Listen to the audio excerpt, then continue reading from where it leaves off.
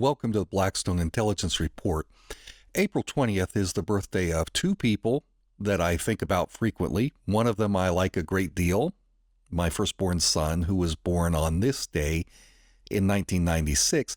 The other person who I think about a great deal because I'm a historian is someone who I don't like, and you've probably heard his name before, Mr. Adolf Hitler. Now, aside from this day being Hitler's birthday, April 20th is notorious for the 1999 Columbine school shooting. Some people have speculated that this date was chosen for that attack specifically because it was Hitler's birthday. But the evidence actually suggests that the two guys who carried out the attack, Eric Harris and Dylan Klebold, that they had actually originally intended to carry out their massacre on the previous day, on April 19th, because that was the day of a different anniversary. That was the anniversary of the greatest act of domestic terrorism ever to be carried out on U.S. soil, at least up until that time. On April 19th, 1995, Timothy McVeigh drove a Ryder rental truck packed with explosives into Oklahoma City. He parked it in front of the FBI's Murrah building and set it off. The blast from the truck massacred 168 people, 169 if you count the one left leg that they couldn't figure out who it attached to. And it also, among the dead were 19 children. This blast injured 680 people. It was huge. The Oklahoma City, the Murrah building was destroyed. And beyond that, within spreading out to a 16-block radius, there were 324 other buildings that were either completely destroyed or seriously damaged. It set on fire 86 cars, destroyed 86 cars. It was crazy. I had just come back from Thailand. I had just gotten back a month or two before. I got back in mid-February, early February 1995, and this happened April 19th, 1995. So this was after 2 years of no, U.S. news or paying attention to what was going on here in the States. I came back and I was like, geez, what has happened to this country? The Oklahoma City bombing was carried out on the 19th at 9:02 a.m. This was the exact time that 2 years earlier, on April 19th of 1993, that federal agents set fire to the Mount Carmel Center Ranch near Waco, Texas, killing 76 innocent people, among them 25 children and 2 pregnant women.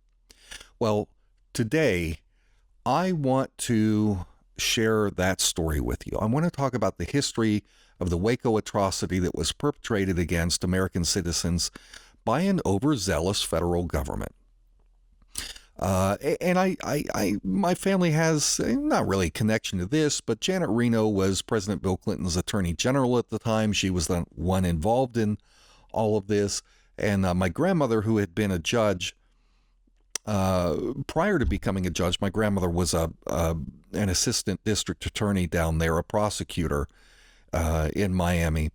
And after she had gone on to the bench, Janet Reno came in and was there in the prosecutor's office, and so she rubbed elbows with Janet Reno quite a bit and really did not like her. She saw her as a very, very politically ambitious person, even back then. But anyway, and Janet Reno played a big role in the Country Walk satanic ritual abuse case that happened just 2 blocks from my house when I was a kid down there. But anyway, let me take you through this. We're going to go back to the beginning. This is about half a century back, and we're going to start there so I can give you just a little introduction. In the 1950s, there was a group of people that broke away from the Seventh-day Adventist Church. And these people moved from where they were living to the central part of Texas, and they eventually built up a center that they called the Mount Carmel Center. And it was basically a ranch out there in the middle of Texas. It was in a tiny little town called Elk, which very few people heard of, but because it was just 9 miles roughly to the northeast of Waco, mainstream media just refers to the area by the larger city name. We call it Waco instead of Elk. Well, anyway, this group was suspected of having a lot of weapons that violated federal law. At least that's what the ATF said. And when that happens, when you have the suspicion of weapons, illegal weapons, you know that you're going to have the ATF, the Bureau of Alcohol, Tobacco, and Firearms, getting involved. So the ATF, skipping back to the 1993, they tried to raid the ranch to see if they had any of these illegal guns there. In the process, some of the ATF agents were killed. Some of the members of the church there, they were called the Branch Davidians, some of them were killed. And the result is the FBI comes in, because now that you've got federal agents dead, now it's FBI jurisdiction, and they come in. And you end up with a 51-day siege that ends up in a terrible, fiery conflagration that burns to death, kills almost everybody that was inside the compound. There's been a lot of debate about who was responsible. Well, I'll tell you who was responsible. It's very simple. It's not complicated. The U.S. government was responsible for this, but we'll get into the details of that in just a minute. What we need to keep in mind is that the government's conflict with these Branch Davidians essentially resulted because the government refused to respect the First Amendment rights of these people to worship according to the dictates of their own consciences. The government felt that these people were religious nuts, and that this sentiment led the government to view and treat the Branch Davidians in a way that led to a predictable, inevitable bad outcome. The Branch Davidians weren't breaking any laws by living at the compound. Nobody was being abused. The government didn't even claim in any court document that there was anything like that going on. Any group of people who gather together have a right to freely assemble to talk about their religious beliefs, no matter how weird or bonkers everyone else thinks their views are. Outsiders can think whatever they want about the Branch Davidians or any other religious sect. They don't have the right to interfere. People have freedom of religion. It's a right guaranteed to us under the U.S. Constitution. It's a natural right given to us by our Creator. Remember, the Constitution was set up for this purpose, to protect small groups of people from the whims and opinions of the masses. If you've never read the U.S. Constitution in full, you absolutely should do it. You can read the entire document, including all of the amendments, in less than an hour. You can go online and find the text there, read it for free. If you'd like an autographed copy from me, I'll send you a pocket Constitution. I'll sign it for you. Go to blackstoneintel.com, click on my shop link, and search through the shop, and you'll find it there.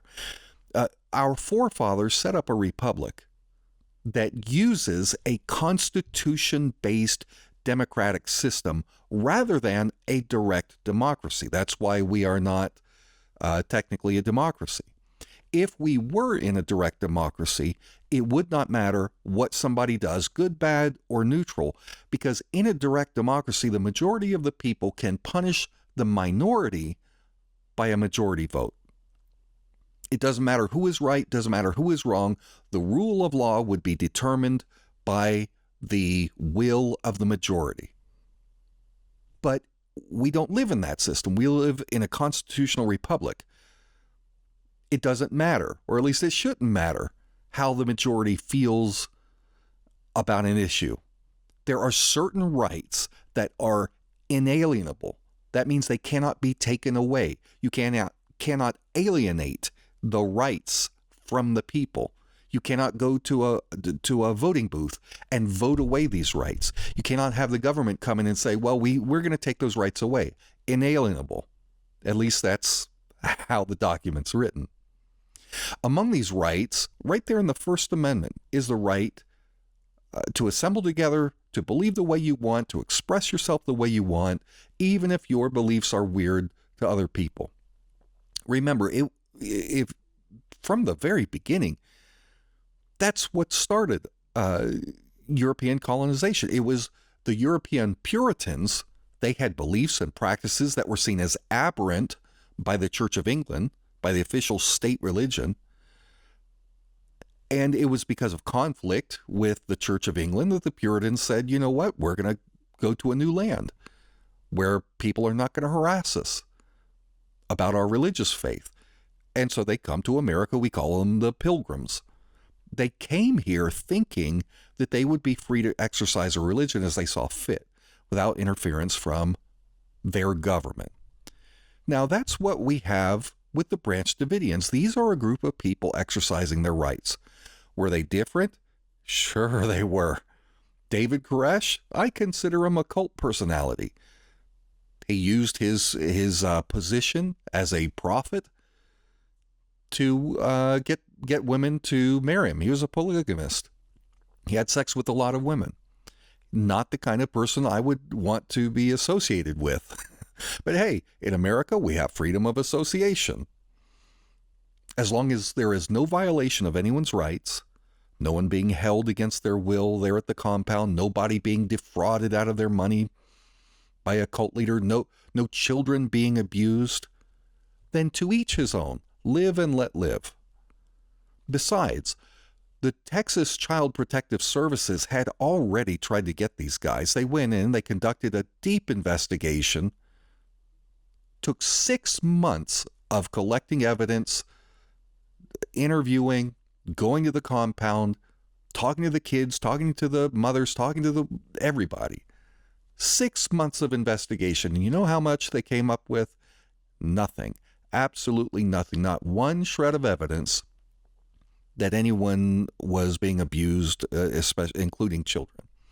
And this investigation was in 1992. This is just the year before the whole massacre. So, like I said, Bill Clinton's Attorney General, Janet Reno, after the thing was over and she was scrambling to try and recover from this, this debacle, she went out and she told reporters that she had specific information that babies were being beaten by David Koresh, the leader of the group.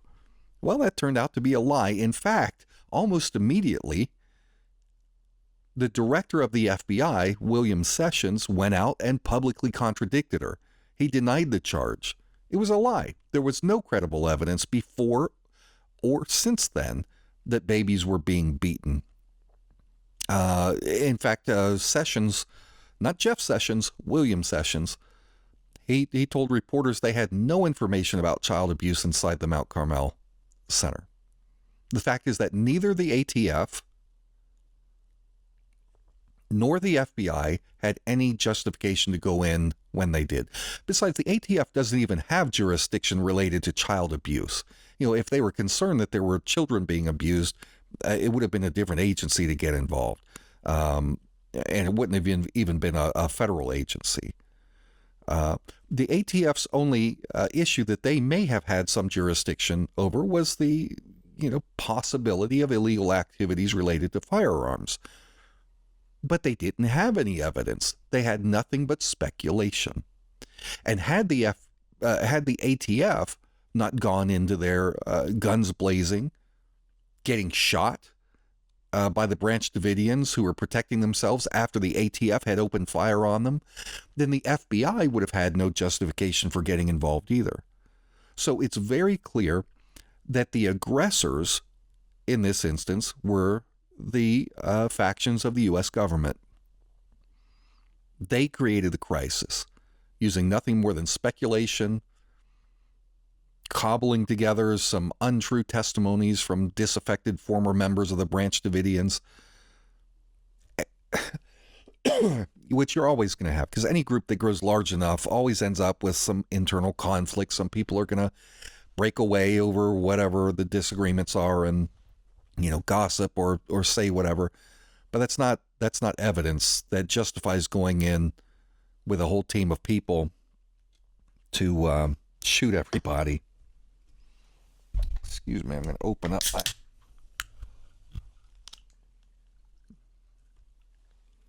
sparkling water. Excuse me. The complaints of some of these ex-members, the Branch Davidian dissidents, were related to the leader. They didn't like the leader, David Koresh, young guy. When he was born, his name was actually Vernon Howell. But as he got older and he started to find his feet and get into this, hey, I'm a prophet thing, he changed his name legally to David Koresh.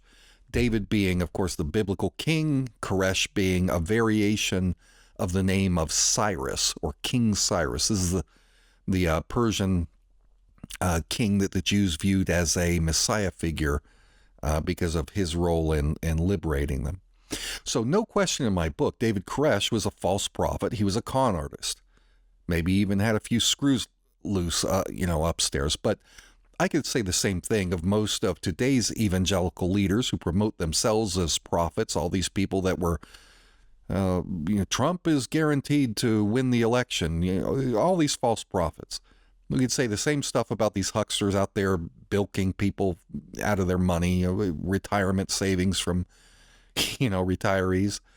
But that's no justification to go in and raid these false prophets' homes and shoot their children. So this compound that the Branch Davidians had built up, it had a chapel in it. It had living spaces. It had, places to cook. It was a really nice setup. It had everything they needed. They didn't need to go out very often for anything. When they needed money, they could raise money, either from among their followers, and they also, among their followers, a handful of them had licenses to sell firearms, and so that's what they did. People can sell guns legally in this country, at least for a little while longer. Everything they did was legal. They did it to raise money, and they supported their group there. So the ATF didn't have any evidence that the Branch Davidians were doing anything illegal through these firearm sales.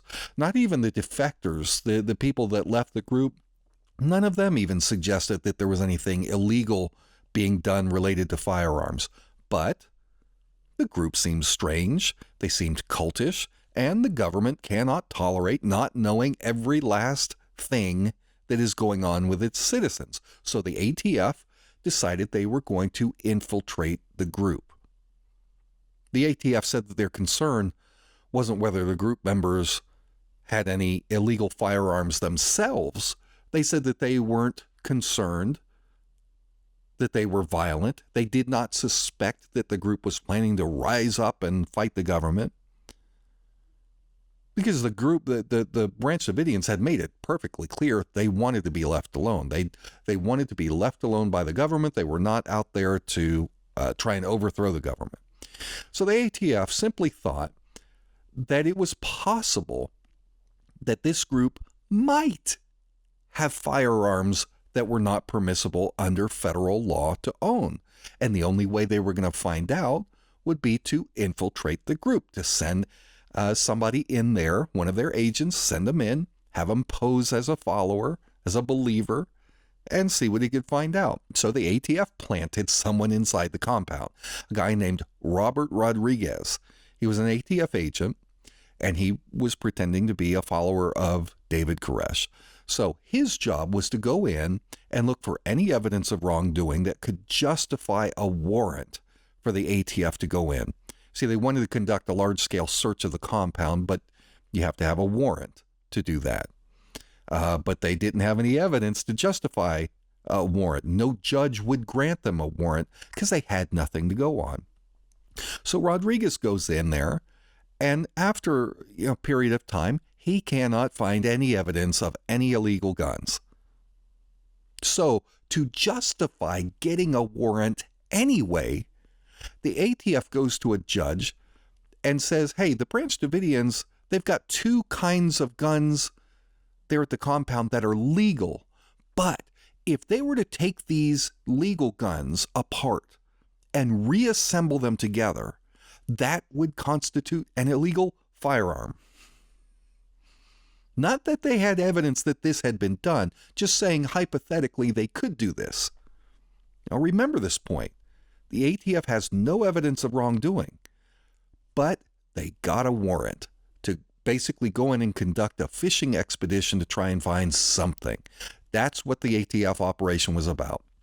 Now, as it turned out, David Koresh was no dummy. He suspected that Rodriguez was an undercover government agent. He didn't have it all figured out. He didn't say anything about it immediately until later on. So the day before the ATF was going to carry out their raid on the Branch Davidian compound there in Elk, Texas, some of the reporters had been tipped off about the impending raid. See, the ATF, they had just not long before, the terrible Ruby Ridge fiasco. And they were desperate for some kind of a good victory, something they could go out and show, hey, we're great guys, look what we did. So they're fishing. They're looking for something that they can wear as a badge. So they go in, the ATF tips off some of the press because they want the press to be there to cover it because they're getting ready to be heroes. But what happened was unexpected. Some of the reporters that were trying to get out to the compound so that they could be there to capture it as it happened, they got lost. They couldn't find it. So they stopped by the local post office to get directions. And they go in and they talk to the postal workers, and one of the postal workers that was there happened to be a relative of David Koresh. So he hears that these reporters are looking for the compound because there's something's about to go down. And this relative calls David Koresh and says, look, you got the government getting ready to come out and carry out a raid. They're on their way out to see you. So when the ATF gets out to the compound, what they could have done is they could have just gone up to the door and knocked. Hi, we're ATF agents. We'd like to look around. We've got a warrant. We're going to come in and do this, whatever. Gone in peacefully, but that's not how the federal government usually works. They want to show their power. They want to be intimidating.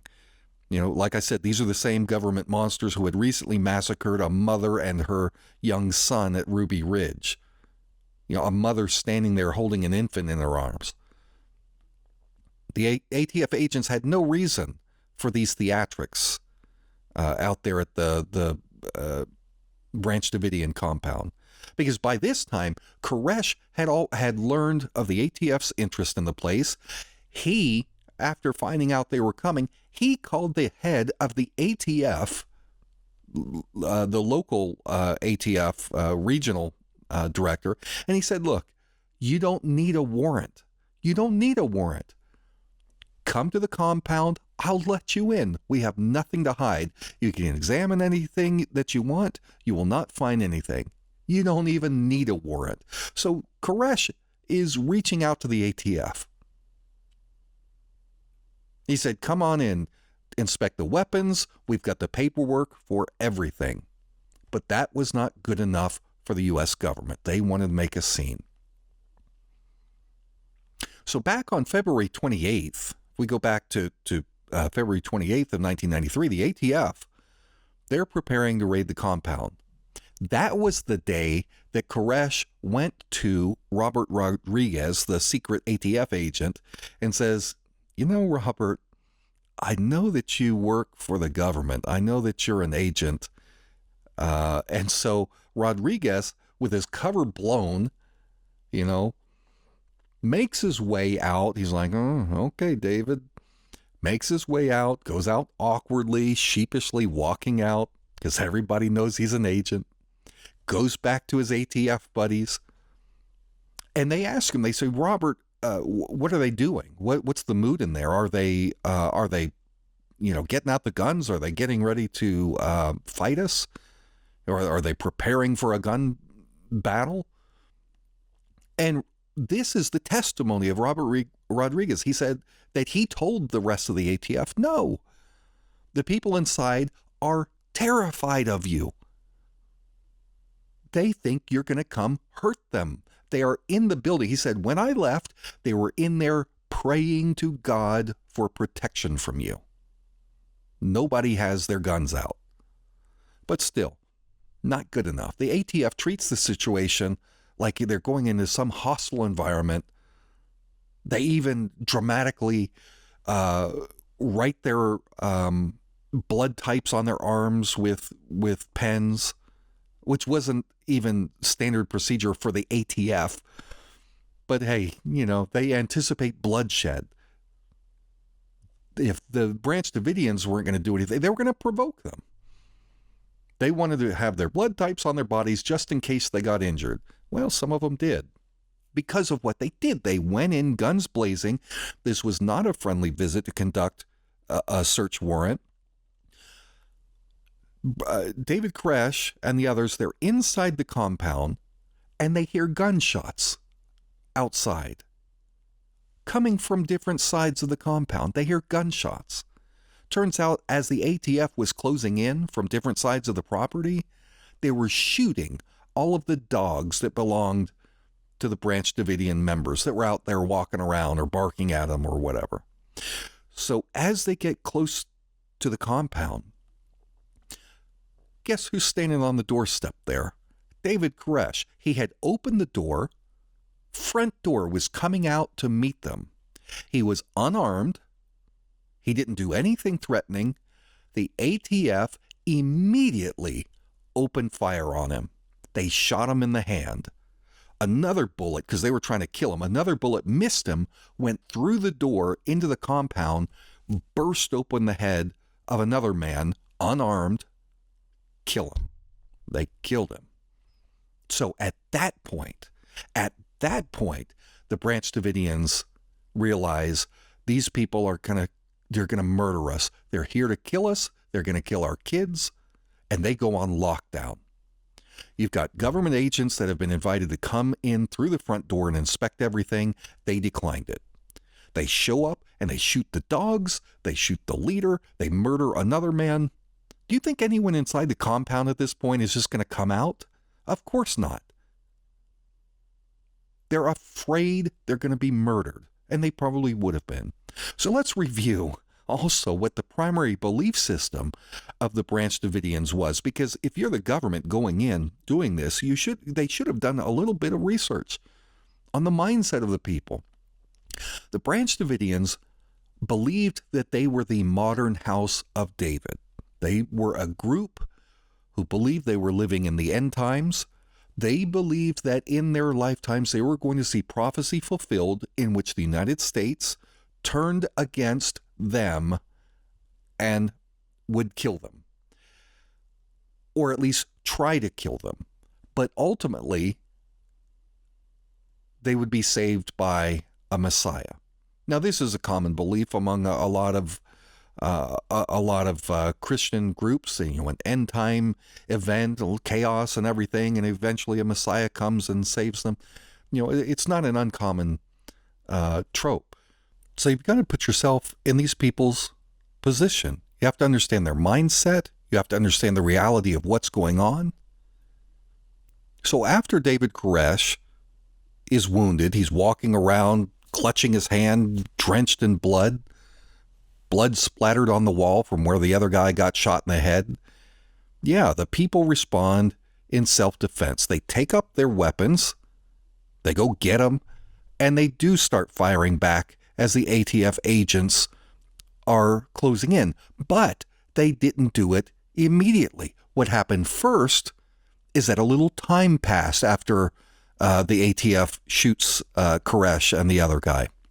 Some time passes, and we know time passes because the 911 calls are there, and you can hear the audio of everything going on. There was a Branch Davidian named Wayne Martin, and he called 911, and he's pleading with the dispatch to get the ATF agents to stop shooting. He said they're shooting holes all over in the compound, and when you listen to this, and this is available on YouTube, or at least it used to be, you can hear the audio. You can hear Wayne Martin saying, they're coming in again. They're coming at us again. They're shooting. You can hear the gunfire. That's them. That's not us. Please tell them to stop. We don't want trouble. So they're taking massive fire from the ATF. No help is coming. Eventually they do stop. They do start defending themselves. They start firing back. And in the process, the Branch Davidians kill 4 ATF agents, and the ATF has killed 6 of the Branch Davidians.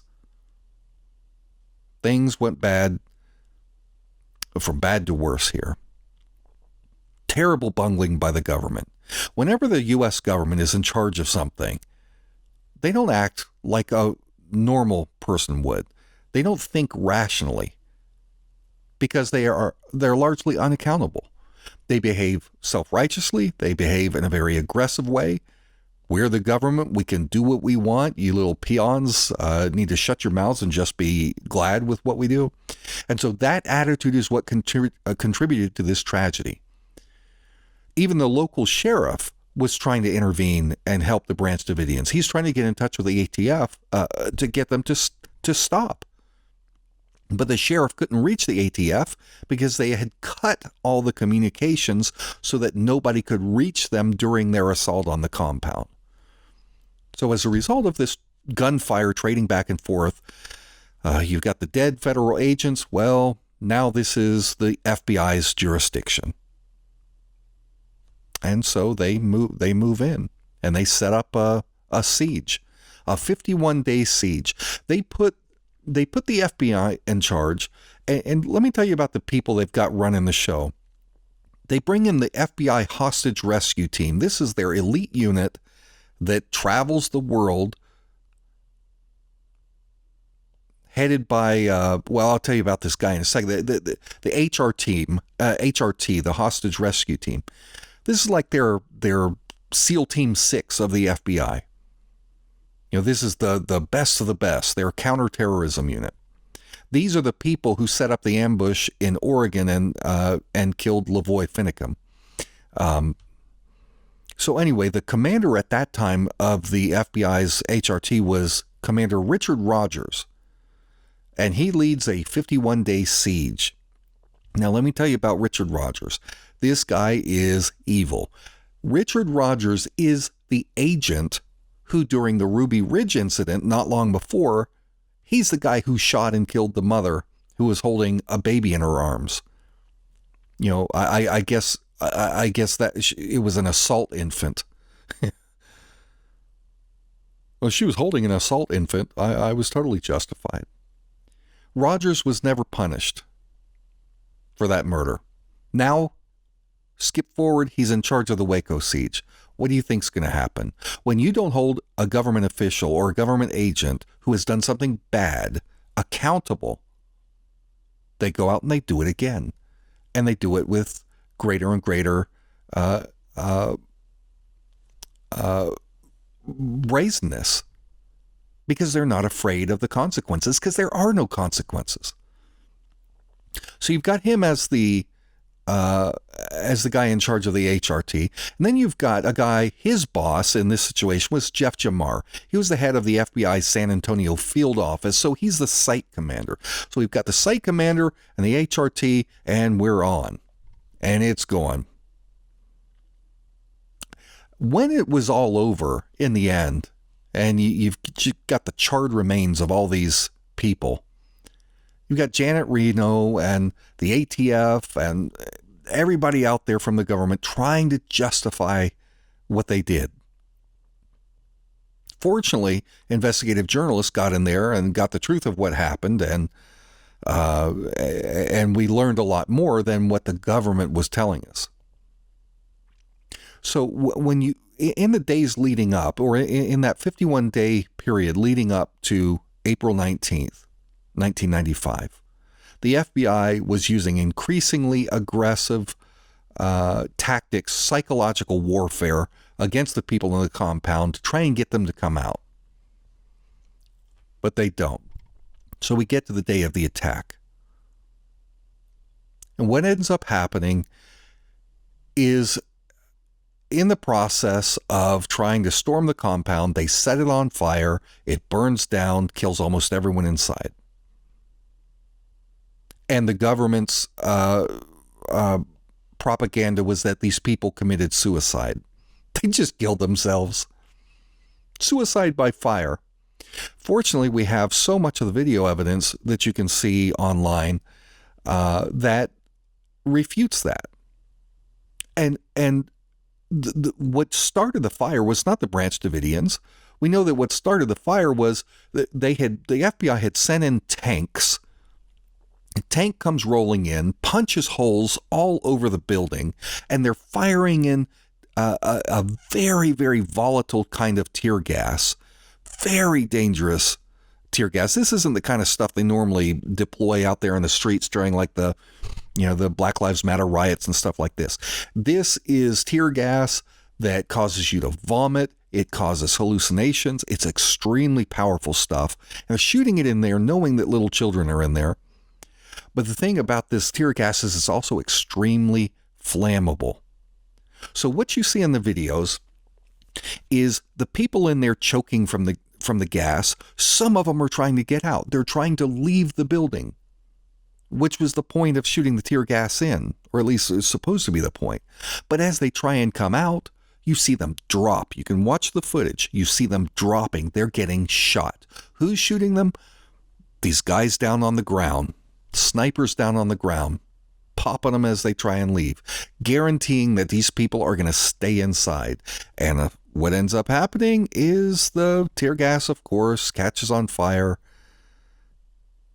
and they go up in just a firestorm.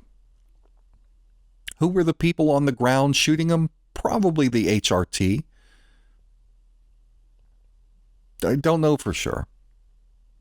Some speculate that it was a paramilitary force that was brought in working with the FBI. A CIA-backed paramilitary, but I don't know, so I'm not going to speculate on that. So on April 19th, there were 76 Branch Davidians who were murdered by the federal government. 9 of them survived. 9 people survived the fire, but among the dead were dozens of kids, innocent kids. These are children who had done nothing wrong. They were butchered and killed by the U.S. government. And that's one reason why Timothy McVeigh, it is believed, why he targeted the Murrah building where he did, because they had a daycare center there, and some say that he was hoping to kill some of them to as retribution for the murder of these other kids. I don't know. There's no way to explain what happened that day except to say that it was just government mishandling. They completely botched it. And there's no excuse. There's nothing that the government can say about the Branch Davidians to justify the actions of the government. They have no excuse. So you have to put the blame on them. You have to say that it was the Branch Davidians who committed suicide. Now, I've really sped through this thing. We could take hours and hours to talk through the details of what happened that day. Terrible, terrible day in U.S. history for those who remember it. One thing is certain: the atrocity that was perpetrated by the government, whether it was, give them the benefit of the doubt, say it was poor management, bureaucrats involved, they took a difficult situation and accidentally made it considerably worse, or you can be someone of the perspective that believes that this was something more sinister and intentional. Regardless, it is certain that this event caused an explosion of anti-government sentiment across America that continues to send ripples through our nation to this day. This anti-government sentiment is why you've got the FBI out there saying that the biggest threat to America is not Al-Qaeda or foreign terrorist groups. It's homegrown domestic terrorists. Well, if that is true, who created them? It'd be like the British government, saying George Washington and the others are terrorists, and we don't know why. We don't know why these Americans are doing this. They're just terrorists. We don't accept any blame. Doesn't matter that we're forcing them to quarter our soldiers. Anyway, I continue to speak out about these issues. I try not to be sensational. I try not to add anything false to the story, even though plenty of YouTubers do stuff like that because they know it'll make it a little more sexy. They'll get a few more clicks. I don't do that. I don't mingle in bogus QAnon conspiracies or whatever else to try and get more clicks because it's unethical. I just want to give you the facts. My hope is that in time, people will come to understand that while it is true that we must speak out against government abuses, we must speak out when the government encroaches upon our rights, we must not turn to violence. Violence is not the solution. If all-out war happens, that's one thing. But we must be peacemakers. We must be peacemakers. Well, that's it for today's show. I hope you enjoyed it. I hope that you can appreciate that truth-telling and honest reporting is a dying industry, and the few of us left who have not yet had our voices snuffed out, we need your financial support. Lots of effort goes into my preparation for these reports. I make the reports available to you for free. But the service, the process of preparing the report, doing the research, the recording, the editing, everything that goes into it takes many, many hours for a single show. So I would appreciate it if you would leave a small tip. If you tip a waiter or a waitress for their service when you go out and grab something to eat, I'd appreciate the same kind of generosity for my service to you. Go to patreon.com/Blackstone Intel. Sign up, $5 or more, become a Blackstone Insider. You can also go to paypal.me/Blackstone Intel if you want to just, throw a couple dollars in my tip jar. I'd appreciate it. Write to me at P.O. Box 1333, Kernersville, North Carolina, 27285. And I'd be glad to respond, send you back a postcard or something. Anyway, thank you all for hanging out. What a crazy, the 19th and 20th, rough days in American history. But let's use what influence we have to put good back out into the world and try and uplift others around us. Be kind, say kind things to the people that you encounter throughout your day. Don't be especially nasty in social media to people who you disagree with. For me, I do it because it's my Christian faith. You don't have to be a Christian to be decent and to put love and goodness out into the world, though. Anybody can do that. And I'm glad to stand with those of you who do. So thank you all for watching. Take care. For Blackstone Intelligence, I'm Jake Morphonios.